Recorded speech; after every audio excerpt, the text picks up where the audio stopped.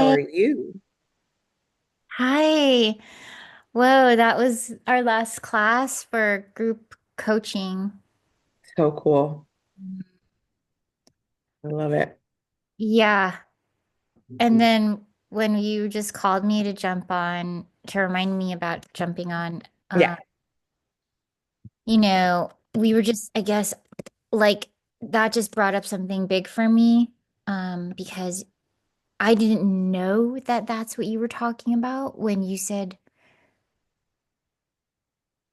well, obviously you sent me that picture of that awesome dessert, but like, Oh, and then you said, I'm gonna bring desserts. And I was like, forget what they said about, Oh, well, yeah. I mean, it's interesting because if I observe it from a coaching perspective and not a victim perspective, it's like, well, you can do what you have to do or want to do regardless, right? And I don't necessarily think that I do have a desire to like the little grandmas, like I didn't have a grandma. I've never had a grandma growing up. Like they all passed away before I was born. So I think there was like, again, I'll go back to that frozen need that we had spoken about before. There was always like this need and want, desire to connect. And so I learned I was working like when I was in college, I was working for this lawyer in New York. And they always threw like dinner parties, and I loved that. And then when I was in college as well, I also worked in like I'm gonna say in the hospitality industry.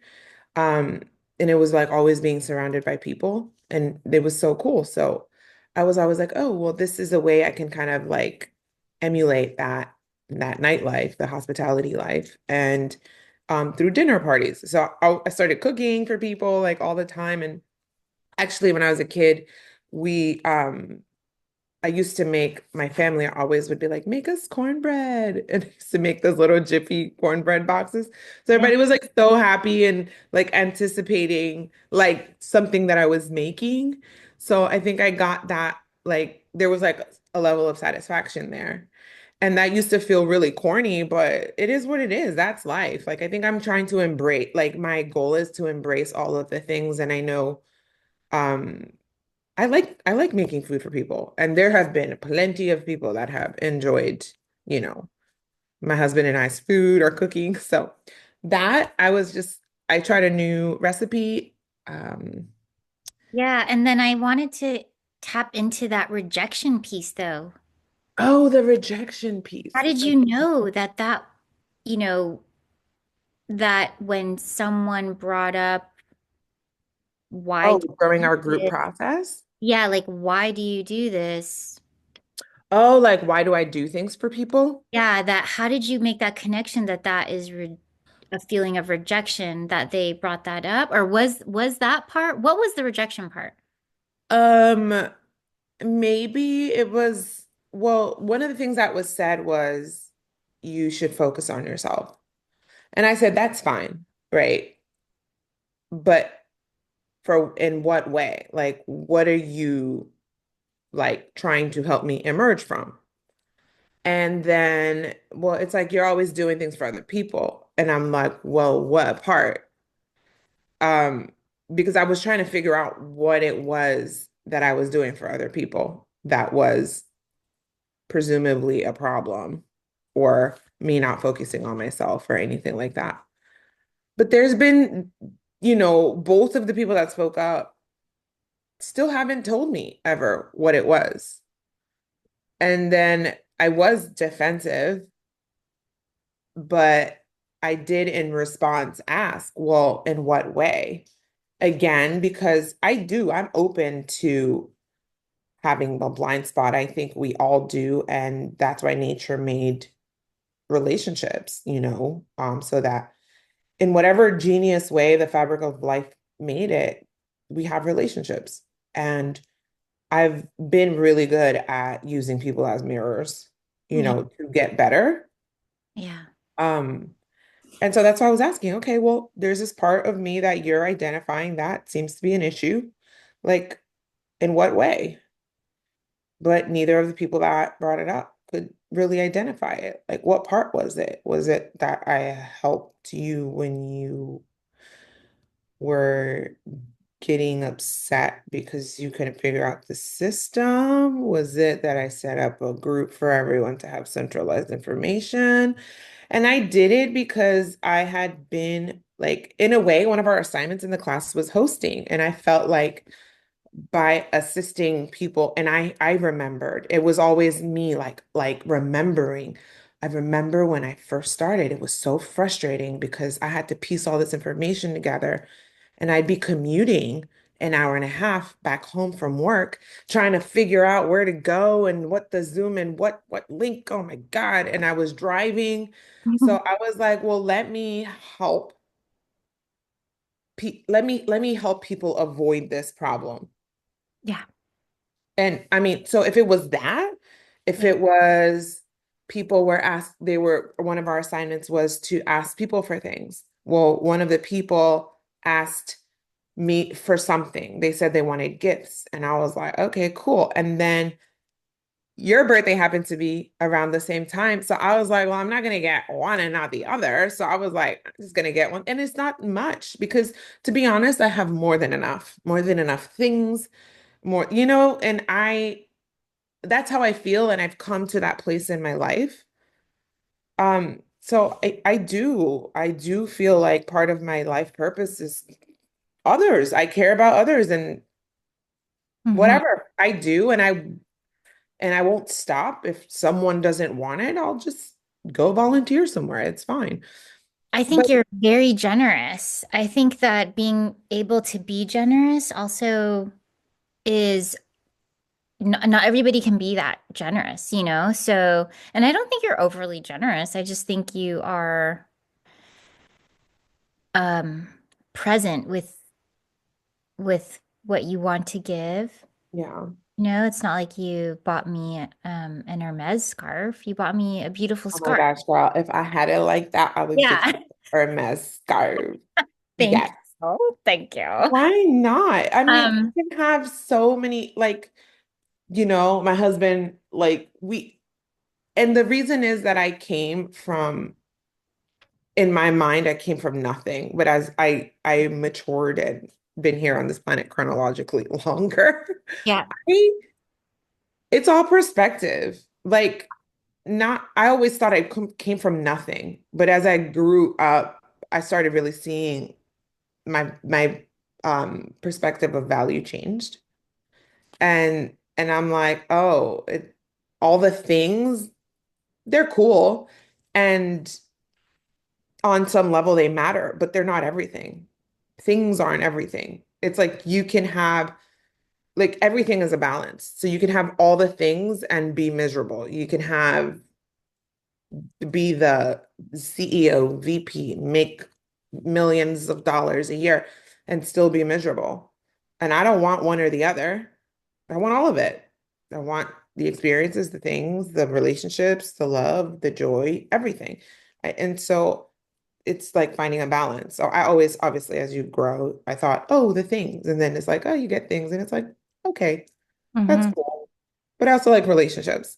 So, but the rejection, honestly, everybody gets rejected. One.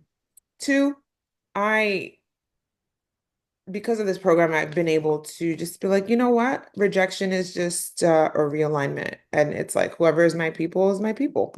Oh, I love this. They Okay. won't be offended by it, by who I am, Rejection. what I do. They'll know. And I think I need to, what I've learned is I'll just stand strong in who I know that I am. And the right people will notice. And they're, whatever, it is what it is. And also to feel the rejection, not just skip over it. At least that's what I'm, Right. because for me, the trigger point is like I start to feel anxious. Got And it. I'm like, wait, why am I not getting the feedback or the response that I thought I would get, that my Right. expected response? And I'll start to like I'll feel the anxiety and then I'll get clingy with anything that I can get feedback from.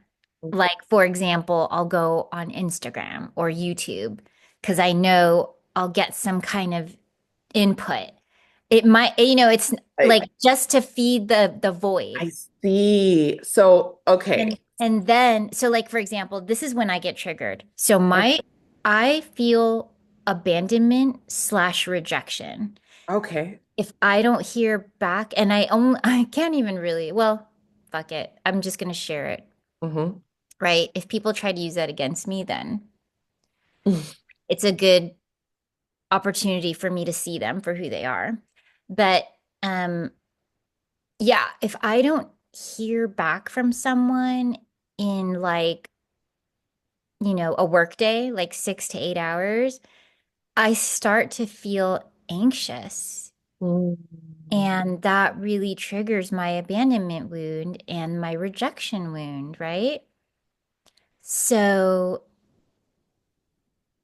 in I think in historically, I've reached out to the person and like maybe would say, "Did I do something wrong? Are you okay?" Like, just Yeah.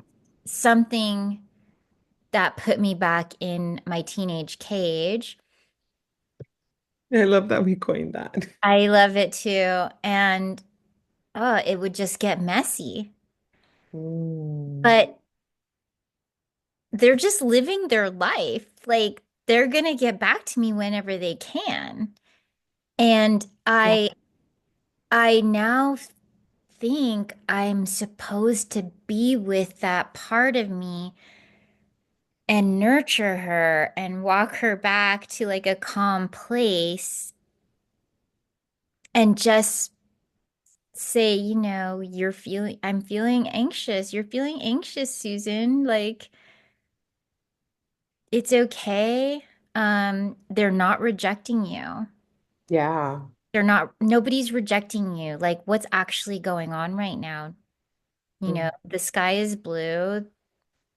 My dog is next to me. Like, that's what's actually happening. Well, I'm what talking is to that that this. you're doing when you say the sky is blue, my dog is next to me? I'm I just feel like naming. that's a really good tool. Oh, really? Don't Okay. you think so for grounding? Yeah.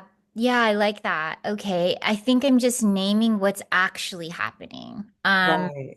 Gotcha. Yeah, like I think I got it from Eckhart Tolle, like Oh, to just nice. tune into like what is actually happening. Is anything really wrong in this Right. moment? Is anything actually terrible happening? Right. Right. Oh my gosh. Yes. I remember him saying that most of us worry about 99% of things that we worry about don't ever happen. That's so cool. That's a good reminder. But I like your grounding tool. Have you heard it? When they say like do all the senses to ground yourself. So I this is have, awesome. yeah, you're right. This is Yeah, such a great tool. that's so good to name. I'm really glad that you brought that up because I need to do it um often. That's so cool. I know my sister and I were so shocked at it that it's not just with guys, it's with coworkers, it's with friends, it's with even if we're waiting to hear back from um like application for a business opportunity, like from our veterinarian, like, oh, what's happened? Like it's crazy. That is interesting. Do you think it's okay? Do you think that it's okay to argue? I'm gonna tell you why in a sec. Like I'm gonna give you an example. Hmm. Um, that by the time that we've gotten so anxious and it feels out of control that we've gotten hijacked, we've gotten flooded by emotions, and we've essentially, to name it what it is, we've gone into fight or flight mode. Yeah. Yeah, even as I was saying those times, Yeah.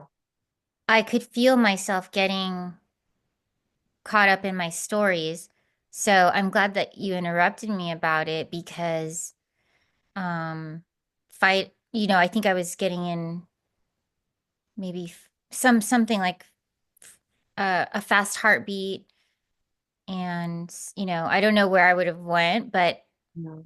just into more of a tight feeling in my body. So I'm glad that you stopped me because yeah, I don't know what were you saying? 'Cause I had to I don't even know. Right. Not This is even great. yeah, I'm not even like de-escalated. I'm still coming Yeah. down.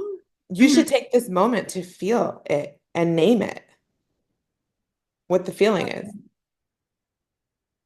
Mm. It's like trusting. I need to trust that what you said, it's either not actually anything that is true in my story, or it's just realignment. And that is okay. Like, when has the world not worked out for me? It's always become okay at some point. Yeah. Mhm. I remember this one time, which was the first time, like after we had started coaching, I had a client and I was supposed to be, and this is why I want to be vulnerable about the things that happen because I'm going to tell you that, and then I'll say, I want to be vulnerable about the things that happen because things like this happen. And what I realized is that people are always embarrassed when things happen. Like when you get rejected, people are embarrassed. I must be wrong. I must not be lovable. I must not be enough. I must not be respectable. I must have done something wrong when things that we perceive to be negative happen. So, had a client. I'm there to as a consultant, and I'm supposed to meet with them and the leadership team on a regular basis, which is part of our agreement when I made the proposal, because the change that I do only works from leadership down. I can't do it. They have to. And that was the point. It was integral. It was an integral part of my job there. So I show up for a meeting in front of the whole executive leadership team. Um, and the client, the principal client, uh, tells me, "Oh, you don't need to be here," in front of everyone. And I immediately felt this rush, this energy, this heat like rise because I was there as the first thing I think was, which is a historical pattern for me, is I'm here to do this job. We agreed on this. What did I do wrong? This is embarrassing as shit, right? This is very embarrassing. So at the time, I was not in fight or flight mode, but I felt that. And what I did was, okay, I identified this feeling. I felt embarrassed very minimally, but mostly like angry and probably hurt. Hmm. And even as I say hurt, I don't want to say hurt because hurt feels small and helpless, right? So then what I did was I took a walk outside for 10 minutes and I named how I felt. And I was like, what do I see? What do I smell? What do I feel? What can I hear? What do I taste? To come back to here because that's why I was saying, oh, grounding is so important.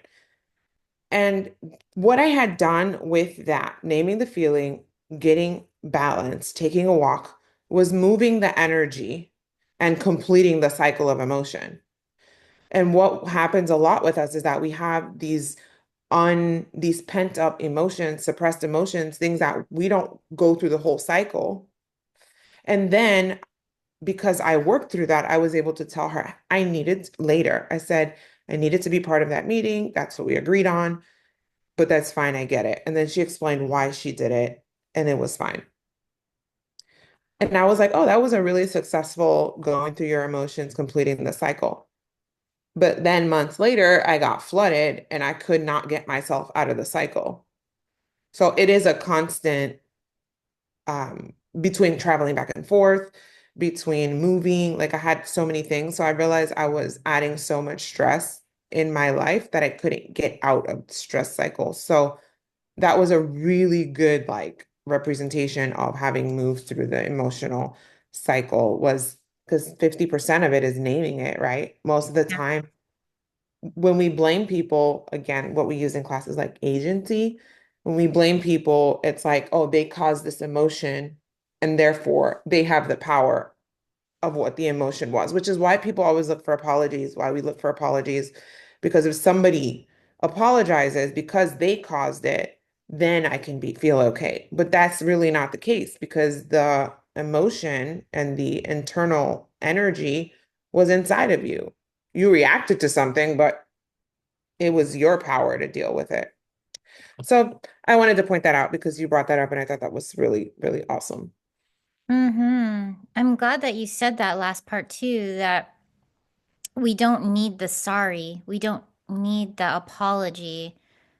We can, it certainly is nice Yeah. to see, but even if someone says sorry, that pain is still there. So you Right. really still have to do the work. Otherwise, you're constantly going to feel injured. Right. We are still going to feel the injuries. So, for example, if someone, you know, gets back to me, if I text them at 8 a.m. and they don't text me back until like, 9 p.m., even if they say sorry, the next time it happens, I'm still going to get anxious. So that apology isn't Mhm. really going to do anything for me. That just helps the other person feel better. Right. So it's like, oh, just naming, creating that self-awareness around really, and that's how partnership works and coaching works because, right, like if I was just upfront with, I'm not going to be upfront with my veterinarian or anything, but like with people that care about me, I'm going to say, I start to feel anxious, could you just, put me on read receipts so I know you got it at least, Got or say put a heart and then I'll know at least you saw it. You know what I mean? Like Yeah. we're I'm helping. just curious where that came from, where that originated. It's So it's crazy. My sister and I, we were like, how did we even make it this far? Because my dad was avoidant. Okay. My mom was anxious. It's such a typical pairing, right? But my dad would give us the silent treatment when he didn't know how to handle us or what to, just what to do, or when he felt any sort of emotion of Mhm. disappointment or whatever. He would just give us the silent treatment and we would all walk around the house and not talk to each other. Yeah. Like, or he would not talk to us. He'd like walk past us on the stairs. Do you feel like you felt I- anxious when he didn't talk to you? Um, one moment. Let me finish Okay. Hmm. my Go ahead. mom. But I'm gonna table that in my mind, to come back to. So my mom would do this thing where she would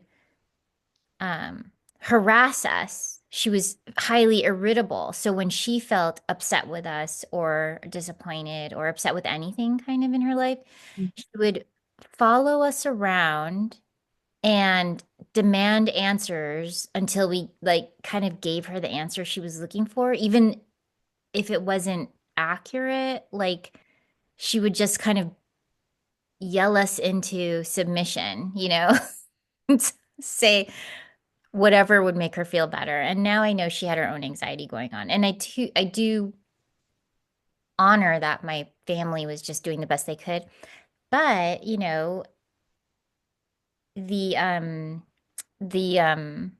question that you asked me, like, do I feel like I was anxious when my dad was doing his silent treatment? Yeah, but I could not express it. Mhm.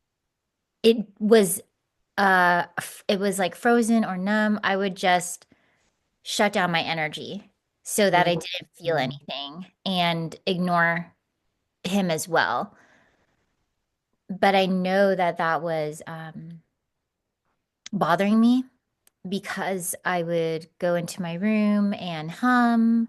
You know, as soon as I got like got into my own space, I would just like hum or like turn on the radio and sort of drown out any thoughts. So Uh, I was definitely feeling hurt, scared, and afraid of the way that he could retreat his love so easily, it felt like.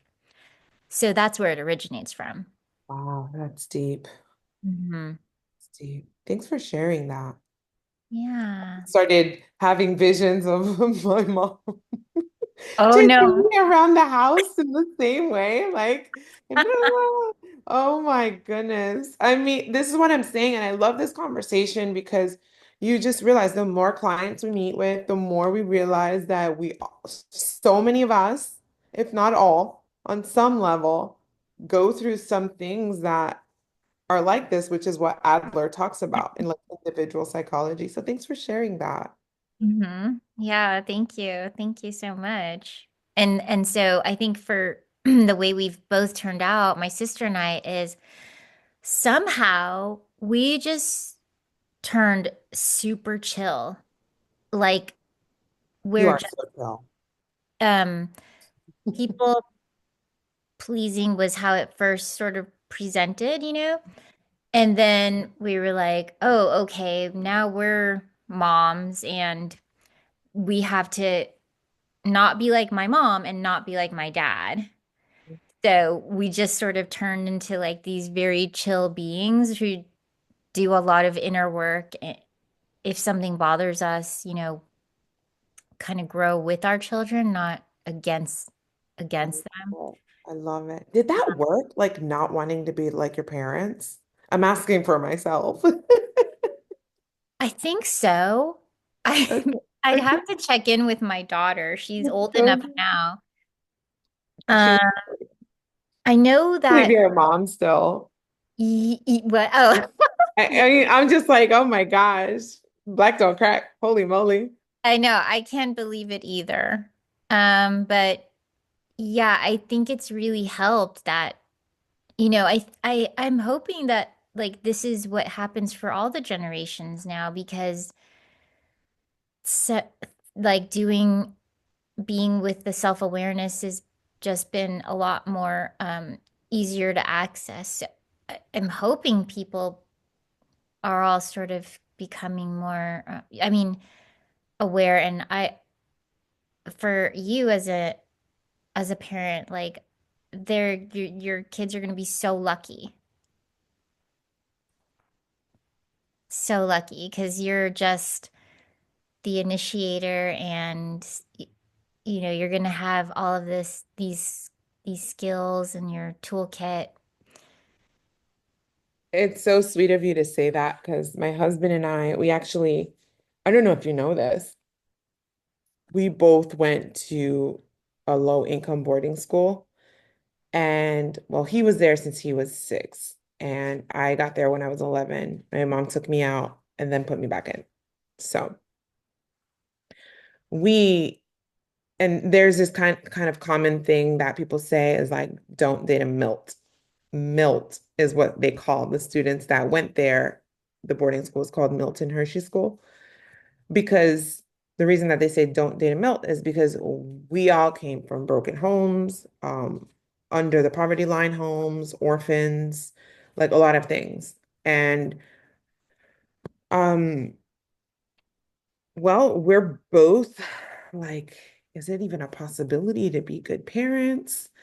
Because when I think about this, like exactly what you said, how do we not be like our parents? Um, is definitely our thought. And we try to be really calculated and intentional with like our life. And we're like, that's one thing that we won't be able to control like all the way through is we won't be able to control what our kids decide, like what kids potentially decide to do and all of that. So it's kind of like terrifying in a way. Um, because It's never gonna not be terrifying. really. Mm-mm. Even when I was pregnant, I was like, I don't want someone in my house, in my bed.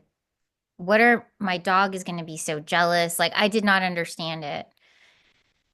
It doesn't ever not get terrifying, Mhm. but Okay.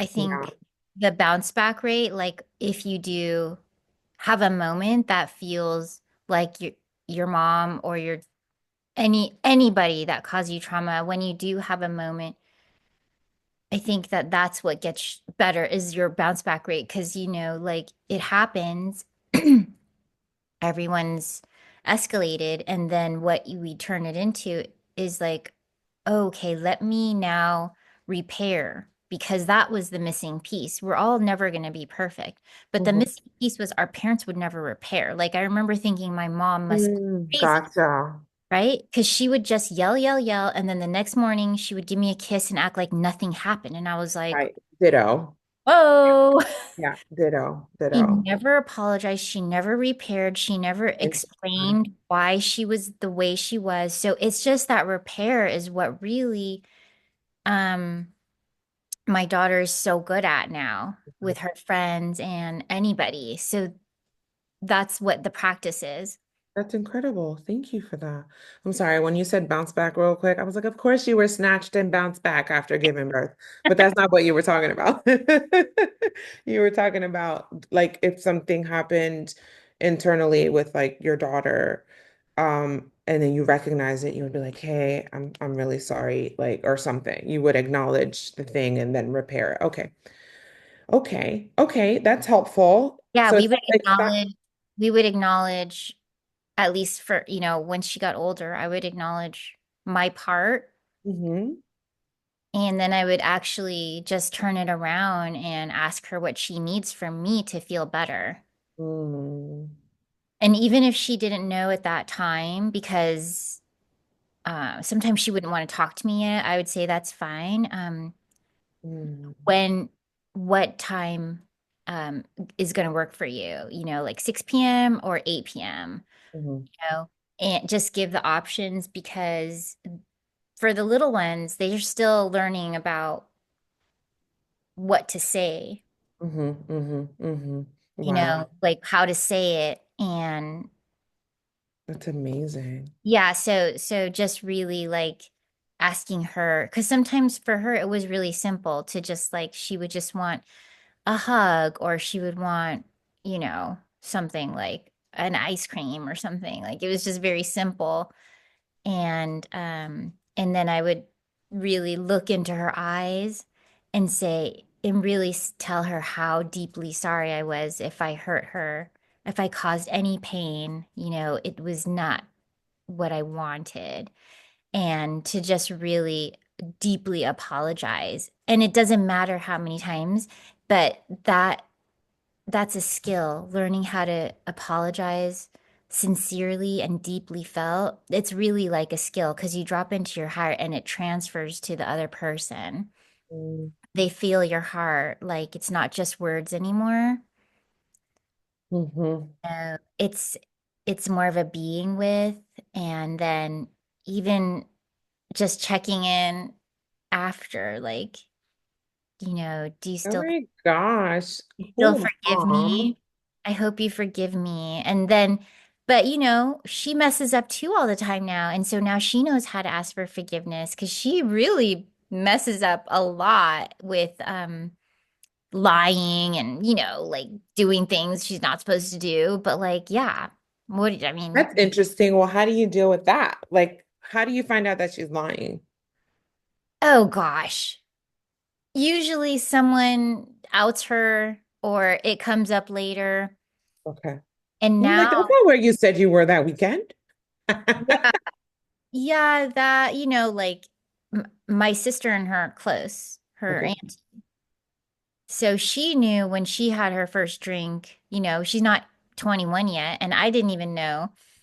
I didn't bring it up, but I was like, well, anytime you need a ride, you can just call me or I can get you an Uber. It's no big deal if you're drink. And she was like, really? And I was like, yeah, it's cool. And then she was like, Mommy, I have to tell you something. It's just then she would like admit it. But I think that when anybody can tell you the truth, or anytime you find out that there was like an untruth, it's usually because they're embarrassed, right? Or they're don't Well, they want to. don't want to let you down. Yeah. So it's just like learning how to be with their own truth and not, you know, Hmm. not be codependent with the outcome. Mm, it's so interesting. As you say that, some things are coming up for me. Um, that is interesting. I had a cousin that I felt like was my little sister, and she started doing like really shady stuff, and I was really confused because I was like, oh, I thought we were like close, you know? And she was a teenager, and like all the moments that in my mind, like I wished I had someone I could share with. I thought like she would have felt comfortable enough sharing with me. And, I think I'm still processing the like it felt like rejection or the disappointment or whatever. So when you brought up about your daughter, not being 20, like 21 and drinking, like she had like all of those first time things. And I was like, oh my God, like in my mind, I had wanted that connection and to be there and to, relate about it. Oh my God, and she didn't. She took her own path. She lied about dating people and you know, like all this stuff. So, well, it was like sneaky. She didn't owe me an explanation ever. And that's kind of like as I heal and learn more and grow. And really everybody has their own agency and their own choice. And um it's kind of it just made me realize that what you said is like, oh, she did that and then she was surprised that you were like cool about it. And then so I guess maybe for me it could be that like what she had decided wasn't necessarily against me, but just what made her feel like independent and whatever, So it's kind of helpful to Mhm. get a different perspective. Yeah, and as we close out, it all comes back to that positive regard because she had never known anything else, right, for my daughter because it started a long time ago. It is hard to get that in after they've seen you sort of shun. If they have felt your rejection and it was truly like a shutdown, it is hard to rebuild that trust for it's like, Mm, as you become as you start your, parenting thoughts, yeah, I would store that in there. It's like it's okay to express that it hurts and that they, disappointed, but like always that positive regard. hmm. Um, Interesting. Yeah. yeah, because the love Okay. is never there, always there. Ah, the love is always there. Yeah. Oh, thank you, Elizabeth. You I love you. I'll see you next time. too. Have a great one. You too. Positive regard, positive regard. Positive regard.